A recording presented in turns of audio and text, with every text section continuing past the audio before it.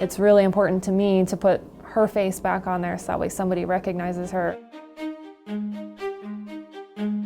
So the process starts with finding the skull. So Greene County found Jane Doe's skull in May of 2016. This case in particular doesn't have a lot of information. No hair was found. They've put out bulletins and there's been not a lot of tips coming back.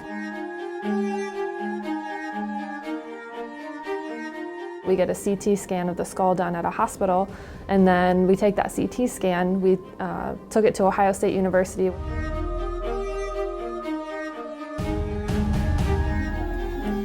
This is definitely the first time we've printed a real human's skull before.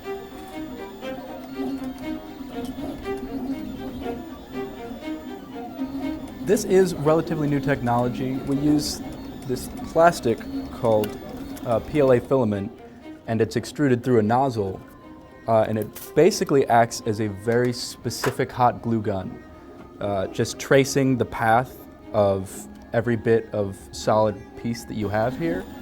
It is accurate down to about 0.1 of a millimeter. So the very first thing I'm going to do is put all these pieces together. So I'll take super glue and cotton balls, and you just kind of wrap the mandible with the cotton balls and super glue, and you super glue that on.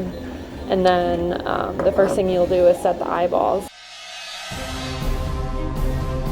So we'll take the clay and fill in the muscles, which kind of start to give you the shape of your face. And then after that, I just cut coffee stirrers to use as tissue depth markers. There are different depths, so maybe at the top of your nose would be a little bit more shallow, as if you feel your nose, you can feel the bone there, and compared to your cheeks, which are going to be a little bit thicker tissue depth. The science of facial reconstruction is, being able to read the skull and learn of what it's telling you about their eye shape or their nose shape, then also being artistic enough to be able to actually create that with your hands and show it and make it look lifelike, so that way somebody doesn't just see, a clay head, but they see a person.